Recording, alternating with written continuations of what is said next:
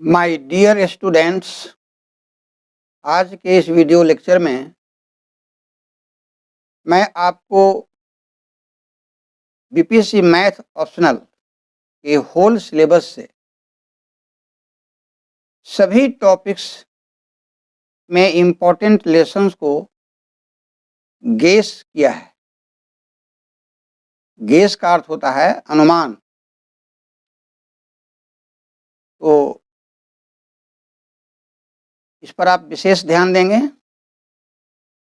लेकिन साथ साथ कुछ और जो लेसन्स जो मैंने छोड़ दिया है उसको भी यदि समय मिले तो अवश्य देख लेंगे। अब हम लोग देखें 67th बीपीएससी मैथ ऑप्शनल के लिए सेक्शन 1 में होल सिलेबस के सभी टॉपिक्स के गेस्ट लेसन्स को। तो टॉपिक्स में देखिए, फर्स्ट टॉपिक है लीनियर अलजेब्रा। लीनियर अलजेब्रा में 3 पार्ट हमने रखा है।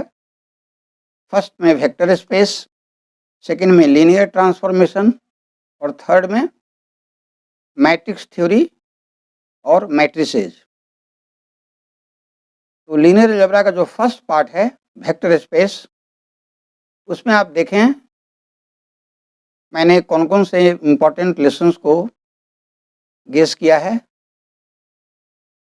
तो वेक्टर स्पेस एंड सब स्पेस, इसमें आप वेक्टर स्पेस की डिफिनीशन, वेक्टर स्पेस की प्रॉपर्टीज, फिर सब स्पेस का डिफिनीशन, फिर सब स्पेस की प्रॉपर्टीज और इनसे रिलेटेड इम्पोर्टेंट प्रॉब्लम्स को आप अवश्य करेंगे। इसके बाद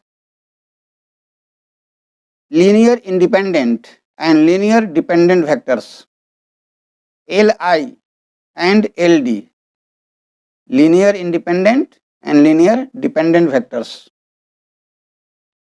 इसका डिफिनीशन,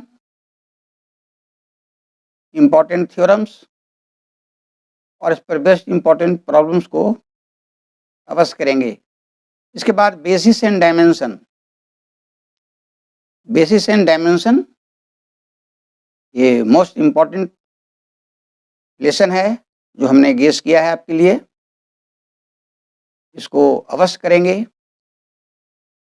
अब सेकेंड पार्ट को देखें, लीनियर ट्रांसफॉर्मेशन में। तो लीनियर ट्रांसफॉर्मेशन की डिफिनीशन, इस पर based important theorems and problems को अवश्य करेंगे। इस बार लीनियर ट्रांसफॉर्मेशन से क्वेश्चंस अवश्य पूछेगा, मेरा अनुमान है। 67th बीपीएससी के लिए मैंने पिछली बार गेस किया था रैंक एंड न्यूलिटी थ्योरम, जो आया भी था मेरा गेस। आप प्रीवियस लेक्चर्स को आप देख सकते हैं, आप संतुष्ट हो जाएंगे। तो चूँकि 66th बीपीएससी में रैंक एंड न्यूलिटी थ्योरम पूछा गया है, इसलिए मेरा अनुमान है कि इस बार रैंक एंड न्यूलिटी थ्योरम तो नहीं पूछेगा, पूछना भी नहीं चाहिए, लेकिन उस पर जो इम्पोर्टेंट प्रॉब्लम्स हैं उसको आप अवश्य करेंगे। इस बार rank and nullity of linear transformation पर प्रॉब्लम्स आने की पूरी उम्मीद है। और एक इम्पॉर्टेंट चीज़ जो मैं गेस किया हूँ उसे अवश्य करेंगे, range space and null space. Range space भी वेक्टर स्पेस होता है, नल स्पेस भी वेक्टर स्पेस होता है, इसको आप अवश्य कर लेंगे। इसके बाद थर्ड पार्ट है मैट्रिक्स थ्योरी, जिसे आप मैट्रिसेस भी कहते हैं। इसमें हमने आपके लिए गेस किया है कैली हैमिल्टन थ्योरम। पूरी उम्मीद कीजिए ये आ सकता है कैली हैमिल्टन थ्योरम, इसका स्टेटमेंट और प्रूफ। और फिर how to find inverse of a square matrix by using Cayley Hamilton theorem. ये कैली-हैमिल्टन थ्योरम्स पर बेस्ड इंपॉर्टेंट प्रॉब्लम है। तो कैली-हैमिल्टन थ्योरम के यूज से हम कैसे किसी स्क्वायर मैट्रिक्स का इन्वर्स निकालते हैं, इस पर बेस्ड प्रॉब्लम्स अवश्य आप हल करेंगे। मैं प्रीवियस लेक्चर्स में कैली-हैमिल्टन थ्योरम के यूज से किसी स्क्वायर मैट्रिक्स का इन्वर्स निकालने का प्रोसेस मैं बता चुका हूँ। क्लियर कंसेप्ट के लिए हमारा प्रीवियस वीडियो लेक्चर देख सकते हैं। फिर eigen values and eigen vectors. Eigen values and eigen vectors पर 66th बीपीएससी मैथ ऑप्शनल में प्रॉब्लम पूछा गया है, लेकिन आइगन वैल्यूज और आइगन वेक्टर्स पर प्रॉपर्टीज को नहीं पूछा गया है। इसलिए मैं उम्मीद करता हूँ इस बार eigen values and eigen vectors पर प्रॉब्लम हो सकता है कि नहीं भी दे सके, क्योंकि 66 में इस पर प्रॉब्लम पूछा गया है। लेकिन पूरी उम्मीद है कि eigen values and eigen vectors की प्रॉपर्टीज को पूछ सकता है सेटर। फिर भी मैं आपको यहाँ ध्यान दिला रहा हूँ कि कभी कभी क्वेश्चन रिपीट भी होता है, इसलिए केवल आइगन वैल्यूज आइगन वेक्टर्स की प्रॉपर्टीज को ही नहीं देखेंगे, इस पर इम्पोर्टेंट प्रॉब्लम्स आप अवश्य हल करेंगे। मैं लीनियर अलजेब्रा में प्रीवियस लेक्चर्स में eigen values and eigen vectors से रिलेटेड काफ़ी संख्या में प्रॉब्लम्स यूपीएससी बीपीएससी का मैं हल करके दिखाया हूँ। वो आपके लिए बहुत लाभदायक सिद्ध होगा। आप जान लें कि मैट्रिक्स थ्योरी में आइगन वैल्यूज आइगन वेक्टर्स से रिलेटेड प्रॉब्लम्स 1-2 साल बीच करके आता ही रहता है। इसका सबसे ज़्यादा इम्पोर्टेंस है। इसके बाद इसमें क्वाड्रेटिक फॉर्म्स इस एग्ज़ाम के लिए अवश्य पढ़ेंगे। क्वाड्रेटिक फॉर्म्स क्या है, इस पर इम्पोर्टेंट बेस्ड प्रॉब्लम्स को अवश्य आप तैयार कर लेंगे। क्वाड्रेटिक फॉर्म से आने की उम्मीद है। अब देखें लीनियर अलजेब्रा के बाद सेकंड टॉपिक कैलकुलस। कैलकुलस का पहला पार्ट है डिफरेंशियल कैलकुलस और दूसरा पार्ट है इंटीग्रल कैलकुलस। अब जानते हैं, तो फर्स्ट पार्ट डिफरेंशियल कैलकुलस के गेस्ट लेसन्स को आप देखें। सबसे पहले आप लिमिट लेसन को तैयार करेंगे और इनडिटरमिनेट फॉर्म्स, यह लिमिट से ही इसका कनेक्शन है। इस पर एक इम्पॉर्टेंट थ्योरम है लैप्लास रूल।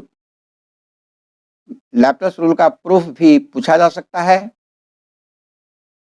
मेरा प्रीवियस वीडियो लेक्चर अवश्य देख लेंगे इनडिटरमिनेट फॉर्म पर। मैं इस पर कंप्लीट वे में लैप्लास रूल का प्रूफ के साथ साथ इनडिटरमिनेट फॉर्म्स पर जितने भी टाइप के प्रॉब्लम्स होते हैं सबों का सलूशन मैं दिया हूं। आगे देखें, आपको मैं ध्यान दिलाता हूं, कंटिन्यूटी से क्वेश्चन पूछा गया है 66 में।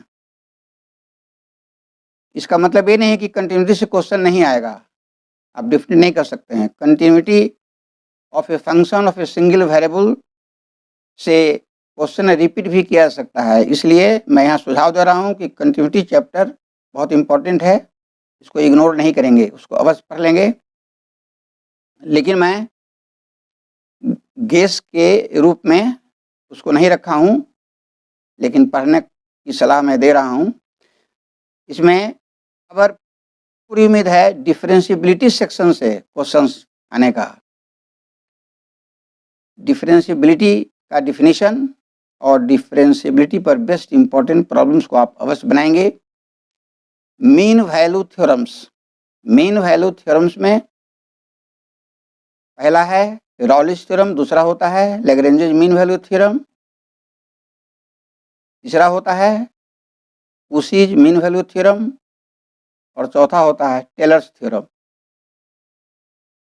तो ये 4 थ्योरम्स जो मैंने अभी बताया उसको आप अवश्य तैयार कर लेंगे, थ्योरम्स के प्रूफ भी और उस पर बेस्ड इम्पोर्टेंट प्रॉब्लम्स भी।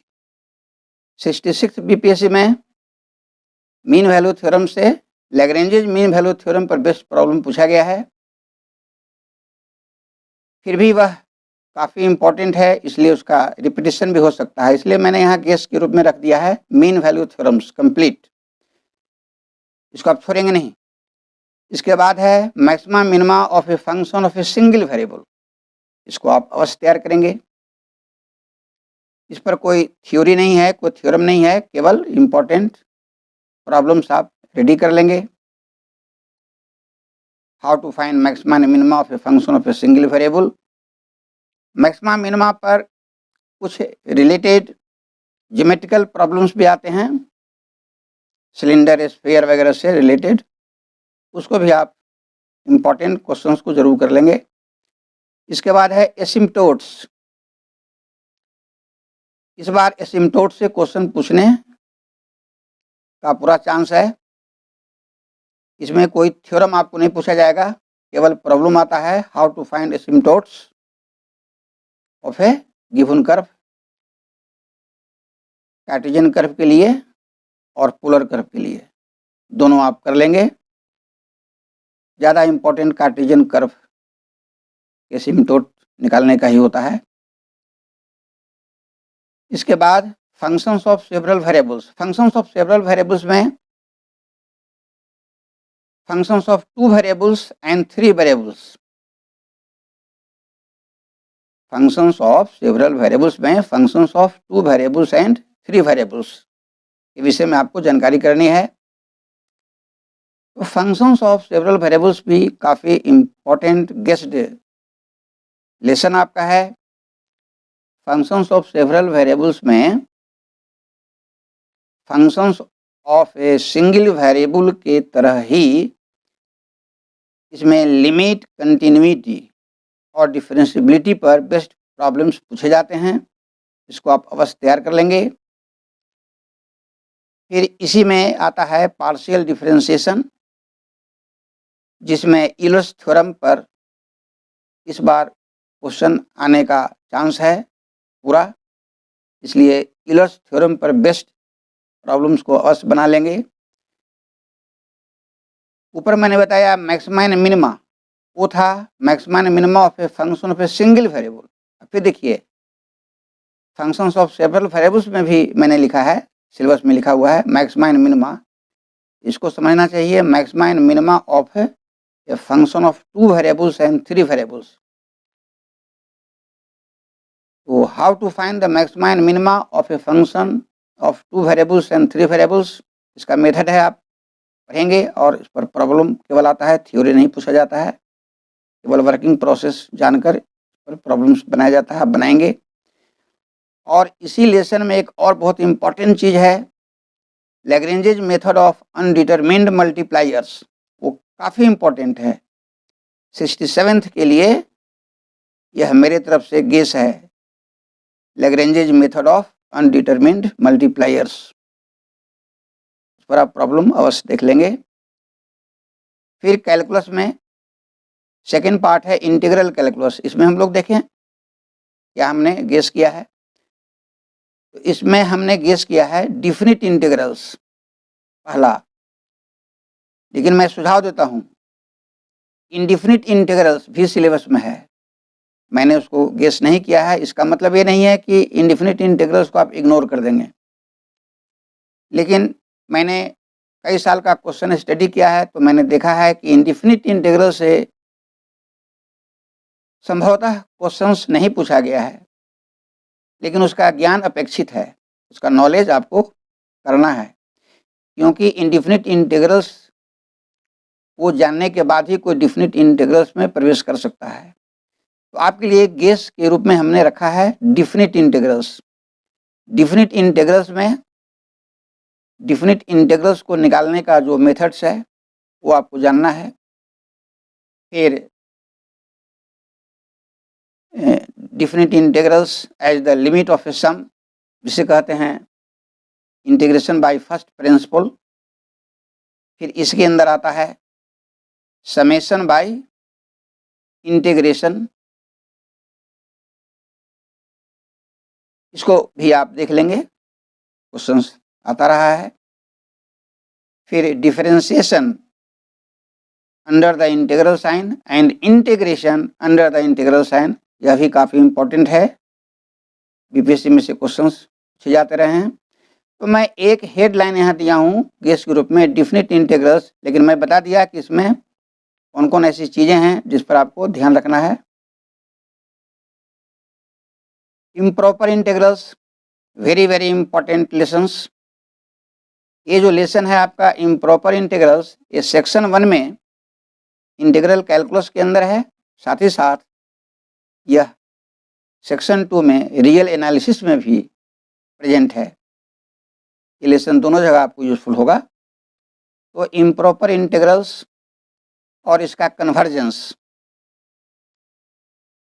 पर बेस्ड इम्पॉर्टेंट प्रॉब्लम्स और इस पर कुछ इम्पॉर्टेंट थ्योरम्स भी हैं, उसको आपको करना है। फिर बीटा एंड गामा फंक्शंस, ये गेस्ट लेसन है मेरे तरफ से। फिर डबल एंड ट्रिपल इंटीग्रल्स, आप ध्यान देंगे जब देखेंगे प्रीवियस ईयर क्वेश्चंस को तो आप पाएंगे कि डबल एंड ट्रिपल इंटीग्रल से हमेशा क्वेश्चंस पूछे गए हैं।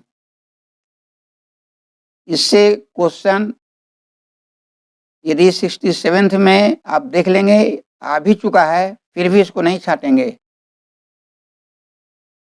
इस लेसन से क्वेश्चंस रिपीट होते हैं, इसलिए मैंने गेस के रूप में रखा है डबल एंड ट्रिपल इंटीग्रल्स, ये काफ़ी इम्पोर्टेंट है। अब नेक्स्ट टॉपिक को देखें, analytical geometry of 2 and 3 dimension. इसमें भी 3 पार्ट है।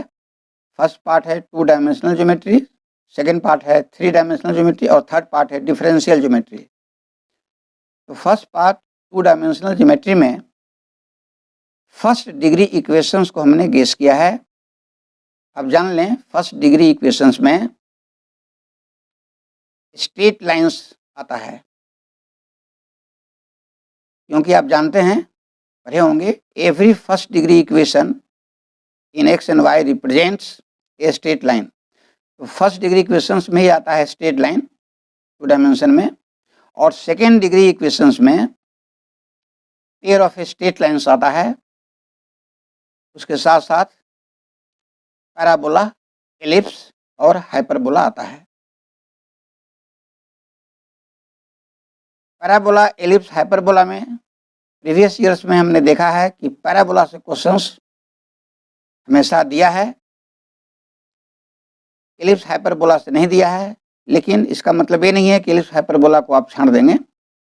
सेकेंड डिग्री इक्वेशंस में pair of straight lines parabola, ellipse and hyperbola है, इसको आप देख लेंगे। चलिए एनालिटिकल ज्योमेट्री का सेकेंड पार्ट देखें, 3 डायमेंशनल ज्योमेट्री, जिसको सॉलिड ज्योमेट्री भी कहते हैं। तो 3 डायमेंशनल ज्योमेट्री में स्ट्रेट लाइंस चैप्टर बहुत इम्पोर्टेंट है। फिर प्लेन्स काफ़ी इम्पोर्टेंट है, और थर्ड लेसन स्फेयर। तो स्ट्रेट लाइंस, प्लेन्स और स्फेयर से रिलेटेड थ्योरीज और इम्पोर्टेंट बेस्ट प्रॉब्लम्स को आप कर लेंगे। इसमें कोनिकॉइड भी सिलेबस में है, पैराबोलॉइड एंड हाइपरबोलॉइड, लेकिन उसको मैं छोड़ दिया हूँ, उसको मैंने गेस नहीं किया है, क्योंकि मैंने देखा है कि प्रीवियस ईयर्स में स्ट्रेट लाइंस, प्लेन्स और स्फेयर से क्वेश्चंस हमेशा आते रहे हैं। उसी के आधार पर मैंने आपको गेस किया है। थर्ड जो लेसन है डिफरेंशियल ज्योमेट्री है। इसमें तो डिफरेंशियल ज्योमेट्री में पहला लेसन है curves in space. Curves in space में हेलिक्स पर बेस्ट प्रॉब्लम पूछा गया है प्रीवियस ईयर में, और उसको आने का चांस है। इसलिए देखिए मैंने यहाँ लिखा है कर्व्स इन स्पेस ब्रैकेट में हेलिक्स। आपको मैं यहाँ ध्यान दिला दिया हूँ कि हेलिक्स से रिलेटेड क्वेश्चंस को आप अवश्य कर लेंगे। फिर है इसमें कर्वेचर एंड टॉर्सन, काफ़ी इम्पोर्टेंट है। कर्वेचर एंड टॉर्सन पर बेस्ट प्रॉब्लम्स को आप बना लेंगे। फिर इसमें एक इम्पॉर्टेंट फॉर्मूला है जो कर्वेचर एंड टॉर्सन से रिलेटेड है, शेरेट फ्रेनेट्स फार्मूला। सिलेबस में केवल लिखा है फ्रेनेट्स फार्मूला, लेकिन इसका पूरा नाम होता है शेरेट्स फ्रेनेट्स फार्मूला। तो इसको आप अवश्य इस फार्मूले का प्रूफ और इस पर बेस्ड प्रॉब्लम्स को आप कर लेंगे। मैं आपको आगे ले चलता हूं। नेक्स्ट टॉपिक है डिफरेंशियल इक्वेशन। तो सेक्शन 1 में डिफरेंशियल इक्वेशन में आपको ऑर्डिनरी डिफरेंशियल इक्वेशन पढ़ना है, और यहीं पर जान लें कि सेक्शन 2 में आप डिफरेंशियल इक्वेशन में पार्शियल डिफरेंशियल इक्वेशन पीडी पढ़ेंगे। हम लोग देख लें ऑर्डिनरी डिफरेंशियल इक्वेशंस के कौन कौन से लेसन्स हैं जिसको मैंने गेस किया है। तो ordinary and degree of A differential equation, ध्यान देंगे डिफरेंशियल इक्वेशन का स्टडी करने के लिए डिफरेंशियल इक्वेशन के ऑर्डर और डिग्री का नॉलेज होना बहुत जरूरी है। करीब करीब हर लेसन डिफरेंशियल इक्वेशन का ऑर्डर एंड डिग्री से ही रिलेटेड होता है। मैंने हाल ही में order and degree of A differential equation पर सीरीज लेक्चर्स स्टार्ट किया हूं। आप देख सकते हैं मेरा वीडियो लेक्चर्स, उसमें मैं 5 लेक्चर्स अभी तक दे चुका हूं और आगे भी दूंगा। ऑर्डिनरी डिफरेंशियल इक्वेशन को मैं शुरू से स्टार्ट किया हूं और अंत तक ले जाऊंगा। ऑर्डिनरी डिफरेंशियल इक्वेशन के सभी लेसन्स को मैं पढ़ाने के लिए लेक्चर से स्टार्ट कर दिया है, उसे आपको देखना चाहिए, लाभ होगा। तो मैं उम्मीद करता हूं कि न्यू क्वेश्चन पैटर्न में जो दिया गया है कि फर्स्ट क्वेश्चन एसेंशियल होगा, अनिवार्य होगा, और वो होल सिलेबस से जितने भी टॉपिक्स हैं, लेसन्स हैं, सबों से मिलाकर वो पूछा जाएगा फर्स्ट क्वेश्चन। तो सेक्शन 1 में फर्स्ट क्वेश्चन जो अनिवार्य है, जिसमें कि शॉर्ट टाइप के क्वेश्चंस पूछे जाएंगे, तो मैं उम्मीद कर रहा हूं कि order and degree of A differential equation से शॉर्ट क्वेश्चंस ही पूछे जाएंगे। अब आगे बढ़िए। Differential equations of first order and first degree. Differential equations of first order and first degree में मैं आपको बता देता हूं कौन कौन से लेसन्स आप तैयार करेंगे। ये गेस्ड लेसन हमारा है। इसमें variable separable, reducible to variable separable, homogeneous differential equation, reducible to homogeneous differential equation जिसे हम नॉन होमोजेनियस डिफरेंशियल इक्वेशन भी कहते हैं, फिर एग्जैक्ट डिफरेंशियल इक्वेशन, फिर reducible to exact differential equation, इसके बाद लीनियर डिफरेंशियल इक्वेशन, और लास्ट में reducible to linear differential equation जिसे बर्नौलीज इक्वेशन भी कहते हैं। जितना टॉपिक मैंने बताया ये सब differential equations of first order and first degree में है। इसको आप अवश्य तैयार करेंगे, इससे क्वेश्चंस आते ही हैं और आएंगे ही। इसके बाद differential equations of first order but not of first degree, इसको भी अवश्य आप तैयार करेंगे। इसमें कौन कौन से लेसन्स आप पढ़ेंगे मैं बता देता हूं बुक से। सबसे पहले पढ़ेंगे सॉल्वेबल फॉर पी, उसके बाद solvable for Y, solvable for X, Y absent, X absent, Clairaut's form and reducible to Clairaut's form. इतना इसके अंदर है, आप सबकी तैयारी कर लेंगे।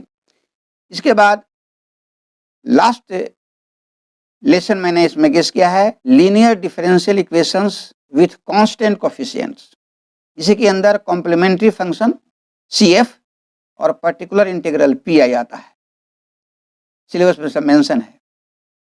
तो ऑर्डिनरी डिफरेंशियल इक्वेशन में आप इस एग्जामिनेशन के लिए मैं थोड़ा बता देता हूं कि विशेष किस पर आप ध्यान रखेंगे। तो differential equations of first order and first degree, और उसके बाद जो लास्ट में लिखा है linear differential equations with constant coefficients, इसको आप ज़्यादा इस पर केयर रखेंगे, ध्यान रखेंगे। अब नेक्स्ट टॉपिक देखिए वेक्टर एनालिसिस। वेक्टर एनालिसिस के भी दो पार्ट हैं, पहला वेक्टर अलजेब्रा है, दूसरा वेक्टर कैलकुलस है। तो पहले वेक्टर अलजेब्रा में देखें कौन कौन लेसन हमने गेस किया है। तो मैंने लिखा है प्रोडक्ट ऑफ 3 and 4 वेक्टर्स, इसमें scalar product and vector product of 3 vectors और फिर scalar product and vector product of 4 vectors आप तैयार करेंगे। इसे क्वेश्चंस आने का चांस है इस बार। और सेकेंड पार्ट है वेक्टर कैलकुलस। वेक्टर कैलकुलस में मैंने आपके लिए गेस किया है वेक्टर डिफरेंशिएशन, जिसे हम डिफरेंशिएशन ऑफ वेक्टर्स भी कहते हैं। इसके बाद है gradient divergence and curl of vectors. इसके बाद मैंने गेस किया है वेक्टर इंटीग्रेशन, जिसे हम इंटीग्रेशन ऑफ वेक्टर्स भी कहते हैं। वेक्टर इंटीग्रेशन काफ़ी इंपॉर्टेंट है ये चैप्टर। इसमें देखिए ब्रैकेट में मैं लिखा हूं line integral, surface integral, volume integral, ये 3 बहुत इंपॉर्टेंट है। और इसके बाद कुछ इंपॉर्टेंट थ्योरम्स हैं, Gauss divergence theorem, Stokes theorem और ग्रीन्स थ्योरम। ये 3 थ्योरम्स हैं। ये तीनों थ्योरम्स का प्रूफ भी आप पढ़ेंगे, क्योंकि इसका प्रूफ भी पूछा जाता है, साथ साथ इस पर इंपॉर्टेंट बेस्ड प्रॉब्लम्स भी पूछे जाएंगे। अब इसके बाद मैं आपको ले चलता हूँ टेंसर अलजेब्रा में।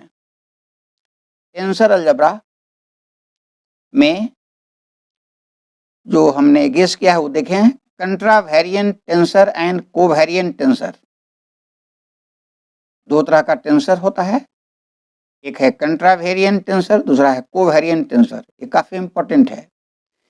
इस बार कंट्रावेरिएंट एंड कोवेरिएंट टेंसर पर बेस्ड प्रॉब्लम्स और थ्योरीज पर भी है, इंपॉर्टेंट, आपको पूछा जा सकता है। इसके बाद है addition and multiplication of tensors.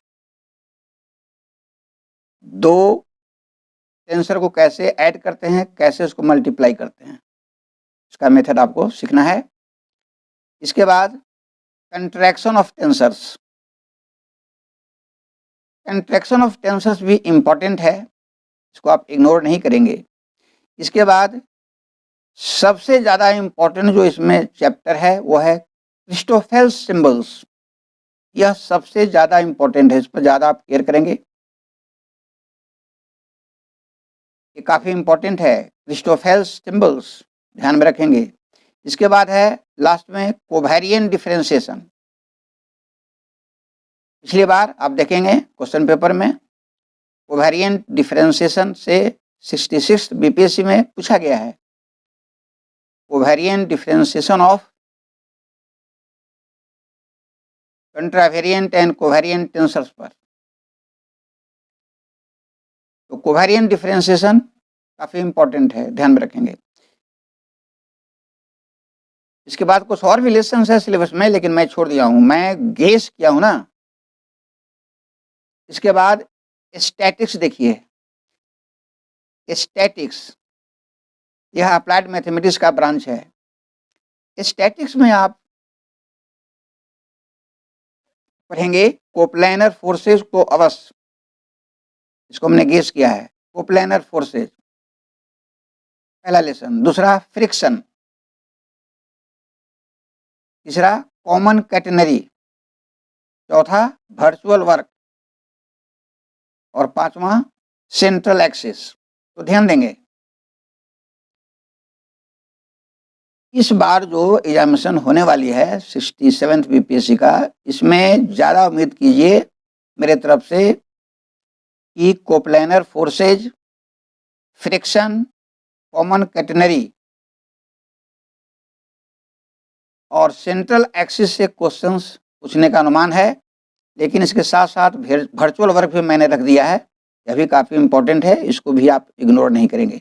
अब आगे बढ़िए, स्टैटिक्स के बाद डायनेमिक्स। डायनेमिक्स में यह भी अप्लाइड मैथमेटिक्स का ही पार्ट है। डायनेमिक्स में आपको सेक्शन 1 में डायनेमिक्स ऑफ ए पार्टिकल के विषय में पढ़ना है, और सेक्शन 2 में भी मैकेनिक्स के अंदर डायनेमिक्स रखा गया है, लेकिन वहाँ है dynamics of a rigid body, rigid dynamics, और यहाँ क्या है डायनेमिक्स ऑफ ए पार्टिकल या पार्टिकल डायनेमिक्स। यहाँ केवल डायनेमिक्स का अर्थ है डायनेमिक्स ऑफ ए पार्टिकल। तो डायनेमिक्स ऑफ ए पार्टिकल में इंपॉर्टेंट लेसन्स मैं गेस किया हूँ, तो आप देखें। पहला रेक्टिलिनियर मोशन, जिसमें सिंपल हार्मोनिक मोशन आता है, यह काफ़ी इंपॉर्टेंट है, इससे आने का पूर्वानुमान है।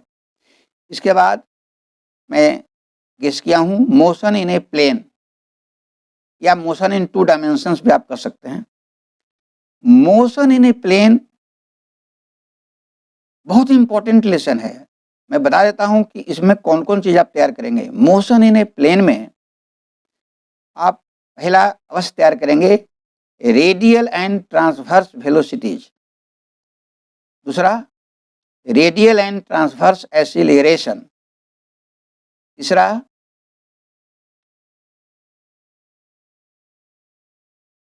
Tangential and normal velocities, tangential and normal acceleration. तो radial and transverse velocities and accelerations मैंने आपको बताया। ध्यान दिला रहा हूं कि इस पर आप जोड़ देंगे, इससे क्वेश्चन आने की पूरी उम्मीद है। और tangential and normal velocities and accelerations भी। तो इस पर थ्योरम्स भी है और प्रॉब्लम्स भी है, दोनों को तैयार करना है। फिर मोशन इन ए प्लेन में ही आता है प्रोजेक्टाइल्स।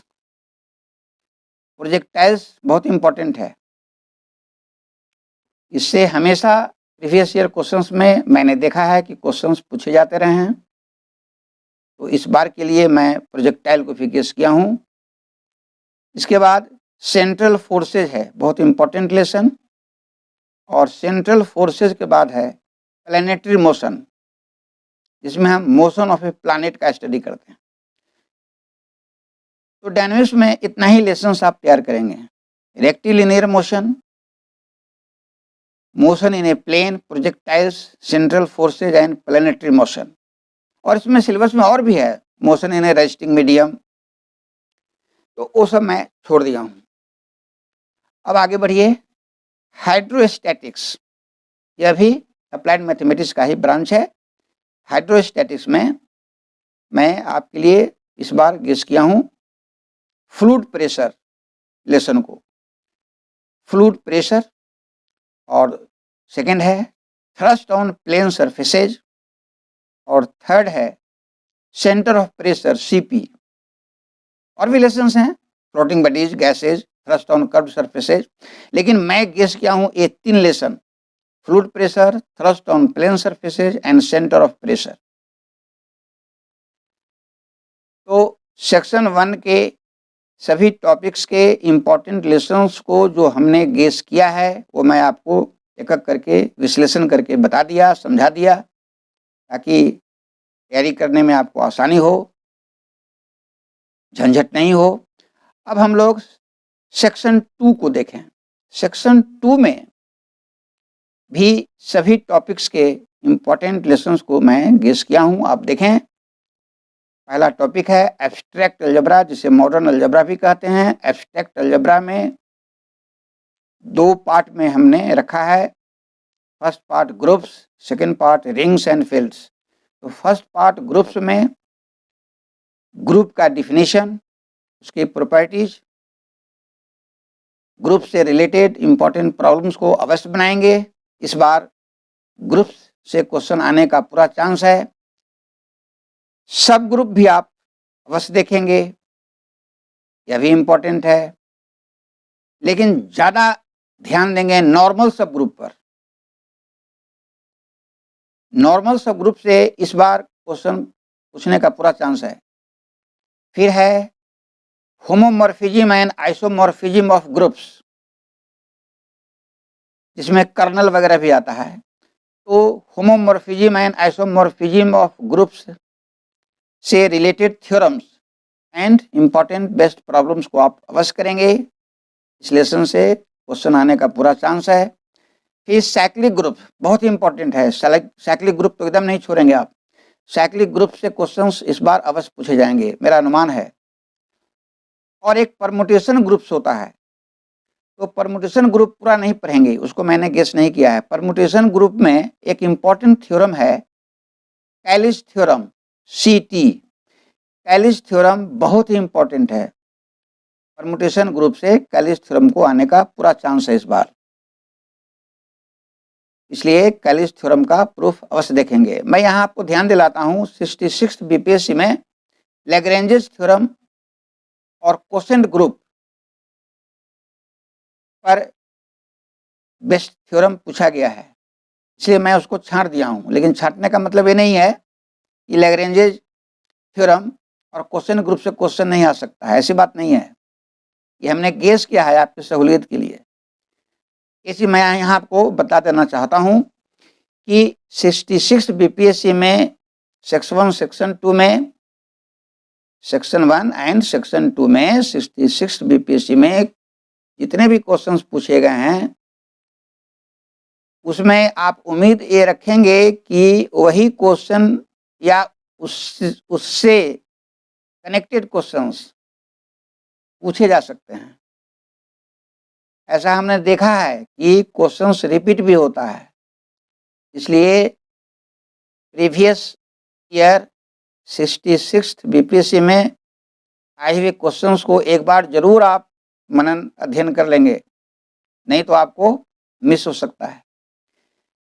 तो ठीक है, आगे बढ़ें। ग्रुप्स के बाद rings and fields. Rings and fields, इसी में इंटीग्रल डोमेन भी आता है। इसमें 3 लेसन है, ring, integral domain and fields. तो शॉर्ट में हम लिखे हैं rings and fields. Rings and fields में ring, integral domain and field का डिफिनीशन, उस पर इंपॉर्टेंट बेस्ड प्रॉब्लम्स को अवश्य देखेंगे। उसमें एक पॉलिनोमियल रिंग भी है जो हमने गेस नहीं किया है, लेकिन वह भी इंपॉर्टेंट है। समय मिलेगा तो पॉलिनोमियल रिंग्स को भी आप देख लेंगे, समय नहीं मिलेगा पॉलिनोमियल रिंग्स को छोड़ देंगे। लेकिन रिंग्स की प्रॉपर्टीज, सब रिंग के प्रॉपर्टीज, इंपॉर्टेंट प्रॉब्लम्स। फिर आइडियल्स, रिंग का ही एक सेक्शन है ideals, ideal of a ring कहा जाता है। तो आइडियल्स से क्वेश्चंस मैंने देखा है कि प्रीवियस ईयर में काफ़ी पूछा गया है, और मैं उम्मीद करता हूं कि आइडियल से क्वेश्चंस दिए जा सकते हैं। इसके बाद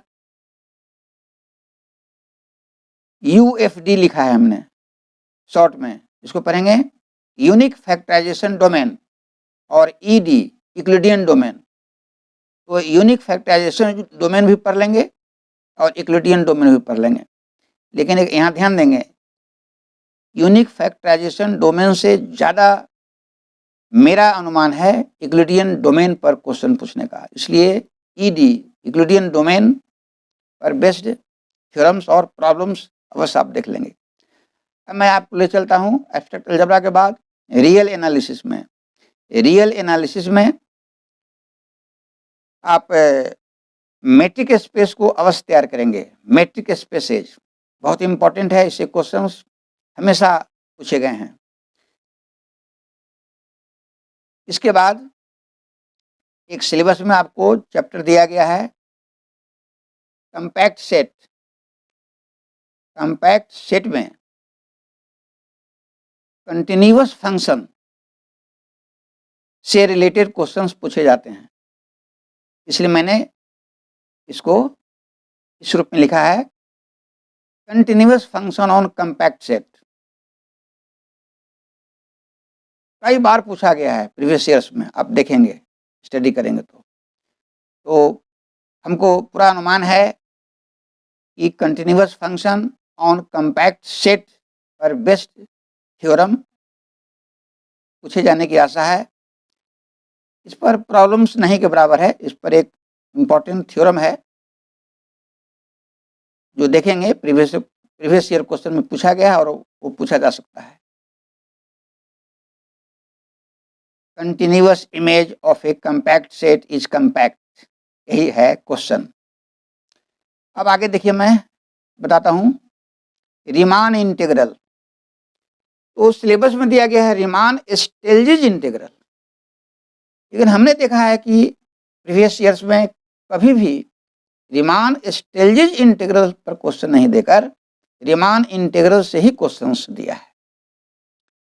इसलिए मैं गेस किया हूँ पिछले क्वेश्चंस के आधार पर रीमान इंटीग्रल ये काफ़ी इंपॉर्टेंट लेसन है रियल एनालिसिस का। और रीमान इंटीग्रल में खास करके इस बार के लिए मैं गेस किया हूँ fundamental theorem of integral calculus, यह बहुत इंपॉर्टेंट है। इसका प्रूफ आएगा, पूछेगा state and prove fundamental theorem of integral calculus. इसके बाद इम्प्रॉपर इंटीग्रल्स, देखिए मैंने सेक्शन 1 में जिक्र किया था इंटीग्रल कैलकुलस में इम्प्रॉपर इंटीग्रल्स, और रियल एनालिसिस में भी वही लेसन है improper integrals and it's convergence. तो इसको आप तैयार करेंगे, ये दोनों जगह काम करेगा। यह काफ़ी इंपॉर्टेंट है, इससे क्वेश्चंस हमेशा आते रहते हैं, बहुत ज़्यादा। इसके बाद uniform convergence of sequence and series, यह काफ़ी इंपॉर्टेंट लेसन है रियल एनालिसिस का। इसे हमेशा क्वेश्चन पूछे गए हैं, इसलिए मैंने इसको गेस किया है कि इस लेसन से इस बार भी आने का चांस है। Uniform convergence of sequence and series, इस लेसन में कुछ थ्योरम्स हैं और हर थ्योरम पर बेस्ड इंपॉर्टेंट प्रॉब्लम्स को आप कर लेंगे। अब इसके बाद आइए कॉम्प्लेक्स एनालिसिस, इसका दूसरा नाम कॉम्प्लेक्स वेरिएबल्स भी है। तो कॉम्प्लेक्स एनालिसिस में पहला लेसन आप तैयार करेंगे एनालिटिकल फंक्शंस। एनालिटिकल फंक्शंस बहुत इंपॉर्टेंट लेसन है। इस बार एनालिटिकल फंक्शन से क्वेश्चन आने का पूरा चांस है। एनालिटिकल फंक्शंस में एक बहुत इंपॉर्टेंट थ्योरम है कुशी-रीमान इक्वेशंस, इसका प्रूफ पूछा जाता है और कुशी-रीमान इक्वेशंस पर बेस्ड इंपॉर्टेंट प्रॉब्लम्स भी पूछे जाते हैं। इसको आप अवश्य करेंगे, मैं आपको सजेस्ट कर रहा हूँ। CR इक्वेशंस, कुशी-रीमान इक्वेशंस बहुत इंपॉर्टेंट है, मेरे तरफ से आपके लिए गेस है। इसके बाद कुशिस थ्योरम को अवश्य तैयार करेंगे। कुशिस थ्योरम के बाद कुशी इंटीग्रल फार्मूला को भी तैयार करेंगे। देखिए दोनों अलग अलग है, कुशिस थ्योरम अलग होता है और कुशी इंटीग्रल फार्मूला अलग होता है। तो कुशिस थ्योरम को भी और कुशी इंटीग्रल फार्मूला दोनों को तैयार करेंगे, थ्योरम का प्रूफ, फार्मूला का प्रूफ, और साथ साथ इस पर इंपॉर्टेंट बेस्ड प्रॉब्लम्स को अवश्य आप तैयार करेंगे, काफ़ी मुख्य है। इसके बाद टेलर सीरीज, लॉरेंट सीरीज, ये दो सीरीज बहुत इंपॉर्टेंट है। इसमें एक्सपेंशन पर बेस्ड प्रॉब्लम्स पूछा जाता है, टेलर सीरीज और लॉरेंट सीरीज पर। तो टेलर सीरीज और लॉरेंट सीरीज पर थ्योरम्स भी है और इस पर बेस्ड प्रॉब्लम्स भी है, दोनों को आप तैयार करेंगे। इसके बाद है सिंगुलरिटीज, इस बार आपके लिए सिंगुलरिटीज पर बेस्ड प्रॉब्लम्स पूछे जाने का अनुमान है। आपके सिलेबस में केवल सिंगुलरिटीज दिया है, पोल्स नहीं दिया है, लेकिन आपको मैं ध्यान दिलाता हूँ कि आप सिंगुलरिटीज के साथ साथ पोल्स भी पढ़ेंगे। सिंगुलरिटीज एंड पोल्स ये बहुत इंपॉर्टेंट है। इसके बाद कुशी रेसिड्यू थ्योरम, 66 बीपीएससी में आपको मैं ध्यान दिलाता हूँ कुशी रेसिड्यू थ्योरम का प्रूफ पूछा गया है और इस पर बेस्ड प्रॉब्लम पूछा गया है। कुशी रेसिड्यू थ्योरम का यूज करके हम डिफिनिट इंटीग्रल को कैसे एवेलुएट करते हैं, evaluation of definite integrals by using कुशी रेसिड्यू थ्योरम। फिर भी मैं इसको गेस किया हूँ, इसीलिए कि उसी रेसिड्यू थ्योरम के द्वारा डिफिनिट इंटीग्रल्स का जो एवोल्यूशन है ये काफ़ी इम्पोर्टेंट है और मेरा अनुमान है कि इस पर आ सकता है। अब इसके बाद देखिए पार्शियल डिफरेंशियल इक्वेशन में आइए। पार्शियल डिफरेंशियल इक्वेशन पीडीई, इसमें जो है पहला लेसन गेस किया है हमने formation of partial differential equation. इस बार पार्शियल डिफरेंशियल इक्वेशन के फॉर्मेशन पर बेस्ट प्रॉब्लम्स आने का पूरा चांस है। इसके बाद लैग्रेंजेज लीनियर पार्शियल डिफरेंशियल इक्वेशन, यह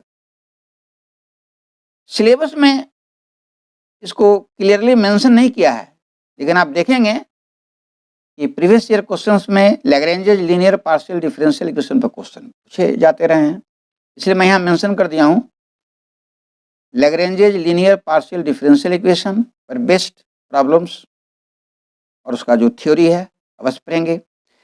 फिर चारपिट मेथड, CM मैंने लिखा है शॉर्ट में, चारपिट मेथड्स, चारपिट मेथड से क्वेश्चंस इस बार पूरा आने का अनुमान है।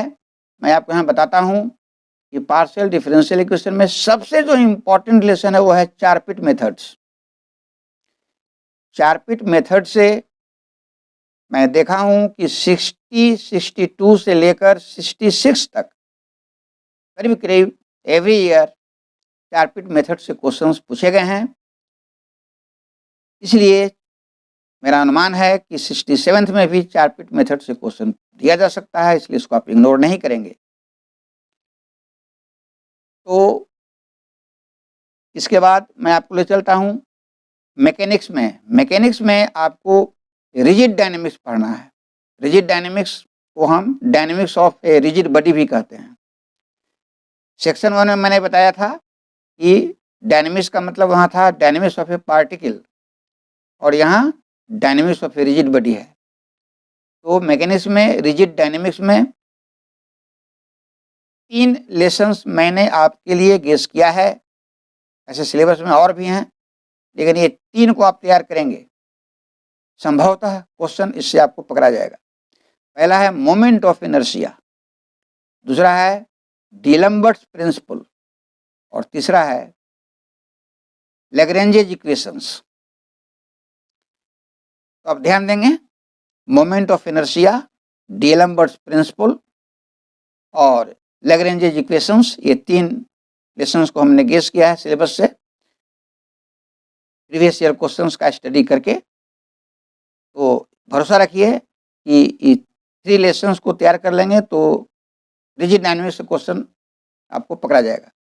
इसके बाद है हाइड्रोडायनेमिक्स, जिसे हम फ्लूइड डायनेमिक्स भी कहते हैं। हाइड्रोडायनेमिक्स में हमने देखा है कि 60, 62 से लेकर 66 तक सेटर ने हाइड्रोडायनेमिक्स को टच ही नहीं किया है। हाइड्रोडायनेमिक्स से एक क्वेश्चन भी 60, 62 से लेकर 66 तक नहीं पूछा गया है, आप देख सकते हैं।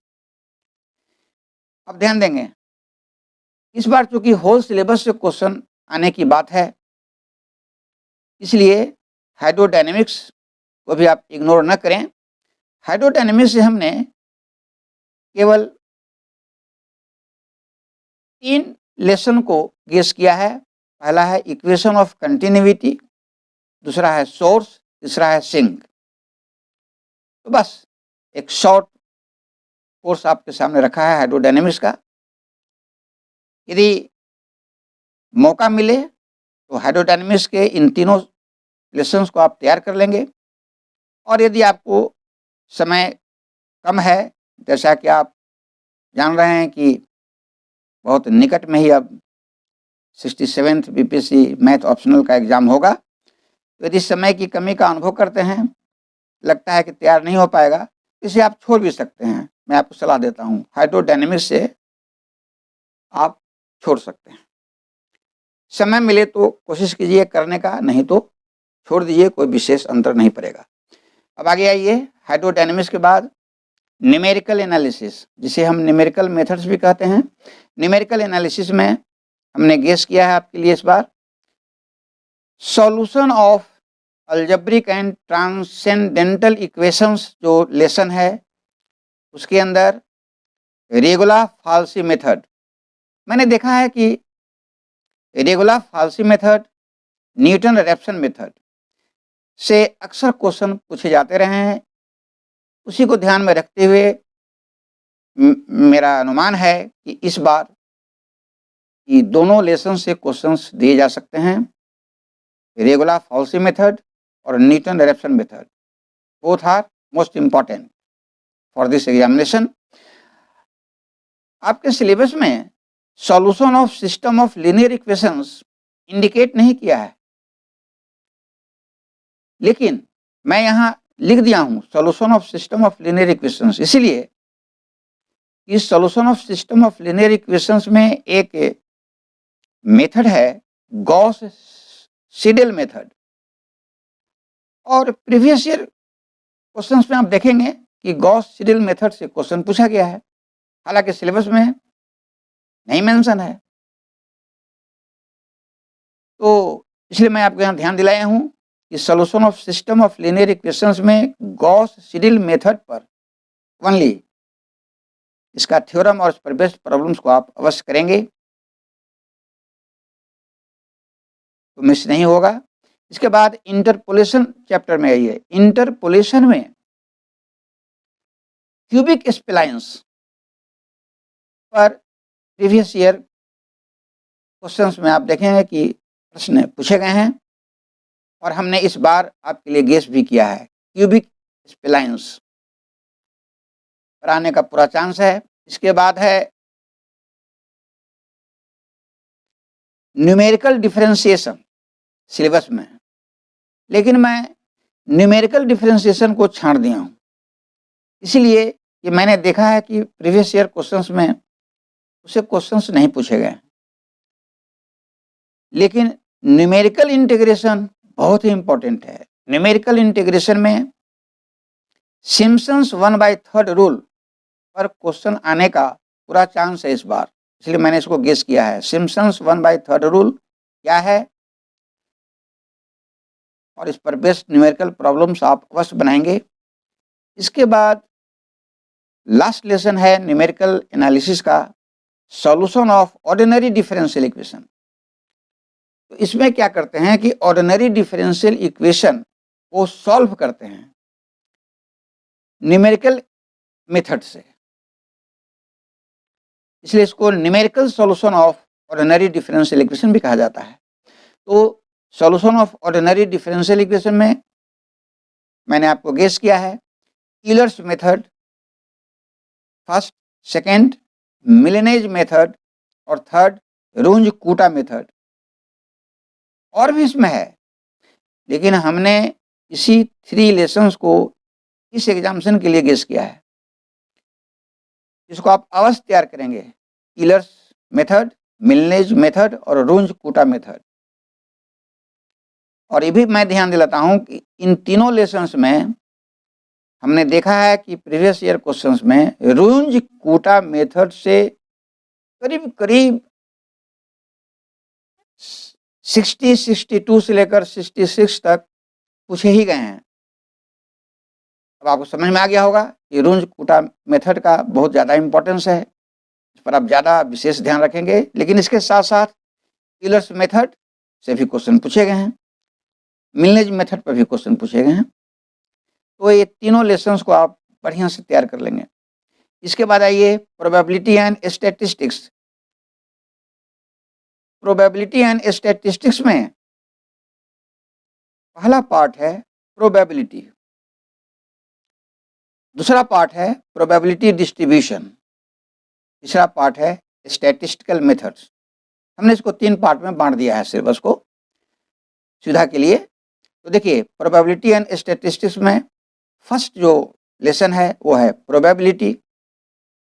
प्रोबेबिलिटी में हमने गेस किया है कंडीशनल प्रोबेबिलिटी, जिसमें आता है बेज थ्योरम। हमने देखा है कि कंडीशनल प्रोबेबिलिटी में बेस थ्योरम पर क्वेश्चंस ज़्यादा पूछा गया है।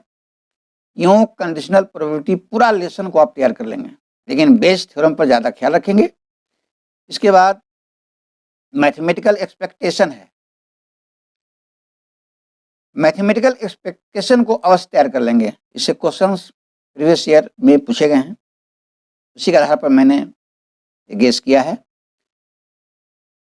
तो केवल दो ही, कंडीशनल प्रोबेबिलिटी, उसी में आता है बेस थ्योरम और मैथमेटिकल एक्सपेक्टेशन। फिर इसका सेकेंड पार्ट है प्रोबेबिलिटी डिस्ट्रीब्यूशन। प्रोबेबिलिटी डिस्ट्रीब्यूशन में आपको हमने गेस किया है बाइनोमियल डिस्ट्रीब्यूशन, पॉइसन डिस्ट्रीब्यूशन और नॉर्मल डिस्ट्रीब्यूशन। तो binomial distribution BD, Poisson distribution PD और नॉर्मल डिस्ट्रीब्यूशन ND, ये तीनों में दो ज़्यादा इंपॉर्टेंट है, बाइनोमियल डिस्ट्रीब्यूशन और नॉर्मल डिस्ट्रीब्यूशन। बाइनोमियल डिस्ट्रीब्यूशन और नॉर्मल डिस्ट्रीब्यूशन से क्वेश्चंस अधिक पूछे जाते रहे हैं, फिर भी पॉइसन डिस्ट्रीब्यूशन को इग्नोर नहीं करेंगे, इसलिए मैं सलाह दे रहा हूं कि तीनों को आप अवश्य पढ़ेंगे। इसके बाद weak law of large numbers से क्वेश्चंस प्रीवियस ईयर में पूछे गए हैं। Weak law of large numbers, bracket में हमने लिखा है WLLN, weak law of large numbers, ये काफ़ी इम्पोर्टेंट है। इस पर बेस्ट प्रॉब्लम्स आप अवश्य तैयार करेंगे। फिर इसमें सेंट्रल लिमिट थ्योरम को आप अवश्य पढ़ लेंगे। इधर प्रीवियस ईयर्स में आप देखेंगे कि सेंट्रल लिमिट थ्योरम सिलेबस में है, लेकिन इसे क्वेश्चन पूछा नहीं गया है। लेकिन मेरा अनुमान है कि इस बार सेंट्रल लिमिट थ्योरम बहुत ही इम्पोर्टेंट है, इसे पूछा जा सकता है, इसलिए मैंने इसको ऐड किया है। इसके बाद थर्ड पार्ट में आइए, स्टैटिस्टिकल मेथड्स। स्टैटिस्टिकल मेथड्स में हमने गेस किया है आपके लिए curve fitting bye least squares. आप देखेंगे कि प्रीवियस ईयर क्वेश्चंस में इससे क्वेश्चंस पूछे गए हैं, उसी के आधार पर मैंने अनुमान किया है। Curve fitting by least squares से रिलेटेड प्रॉब्लम्स को अवश्य करेंगे। और इसमें दूसरा लेसन मैं गेस किया हूँ कोरिलेशन, और भी इसमें लेसन्स है, रिगरेशन, उसको मैं छांट दिया हूँ। मेरा अनुमान है कि कर्व फिटिंग और कोरिलेशन से रिलेटेड क्वेश्चंस पूछे जाएंगे इस बार। इसके बाद लास्ट है सेक्शन 2 का टॉपिक ऑपरेशनल रिसर्च। इसे ऑपरेशनल रिसर्च भी कहते हैं, सिलेबस में लिखा है ऑपरेशनल रिसर्च, लेकिन मैं बता रहा हूँ कि इसे ऑपरेशनल रिसर्च भी कहते हैं, शॉर्ट में OR। तो ऑपरेशनल रिसर्च या ऑपरेशन रिसर्च में हमने आपके लिए गेस किया है mathematical problem. Mathematical problem syllabus में लिखा गया है, उसी को हम लीनियर प्रोग्रामिंग प्रॉब्लम भी कहते हैं। तो मैथमेटिकल प्रॉब्लम का मतलब है linear programming problem. Linear programming problem में ग्राफिकल मेथड्स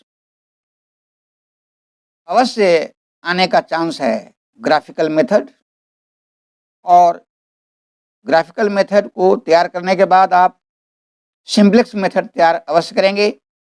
मैंने यहाँ सिंप्लेक्स मेथड लिखा नहीं है,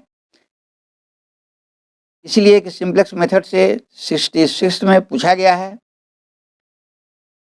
फिर भी सिंप्लेक्स मेथड आप अवश्य रेडी करेंगे, उससे क्वेश्चन पूछे जाने के बावजूद भी आ सकता है। लेकिन सिंप्लेक्स मेथड्स में एक ड्यूअलिटी है, तो मैंने आपके लिए गेस किया है सिंप्लेक्स मेथड में इस एग्जामिनेशन के लिए ड्यूअल पर रिलेटेड प्रॉब्लम्स। तो ड्यूअलिटी लेसन को आप सिंप्लेक्स मेथड में अवश्य तैयार करेंगे, इस पर ज़्यादा आप जोर देंगे। सिंप्लेक्स मेथड्स भी आप तैयार कर लेंगे, लेकिन ड्यूअलिटी पर बेस्ट प्रॉब्लम्स पर ज़्यादा ध्यान रखेंगे, क्योंकि प्रीवियस ईयर में इस पर क्वेश्चन हमेशा पूछे गए हैं, मैंने देखा है। इसके बाद ट्रांसपोर्टेशन प्रॉब्लम,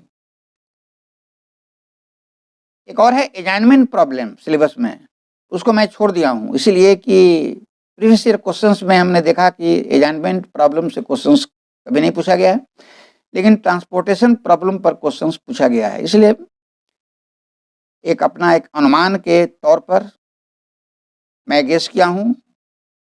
मैं शुरू में ही आपको कह चुका कि गेस का अर्थ ये नहीं होता है कि एकदम वो आएगा ही। गेस है, मतलब कि जो लेसन्स हम गेस किया है उस पर आपको ज़्यादा ध्यान देना है, उसको अवश्य तैयार करना है एग्जामिनेशन के लिए।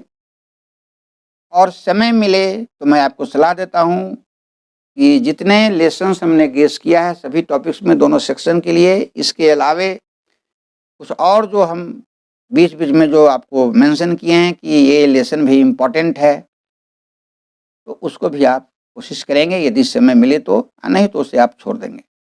तो ठीक है, आज का लेक्चर मेरा समाप्त हुआ। अब मेरे चैनल मैथ डिस्क्राइबर को सब्सक्राइब कर देंगे, लाइक कर देंगे और शेयर कर देंगे।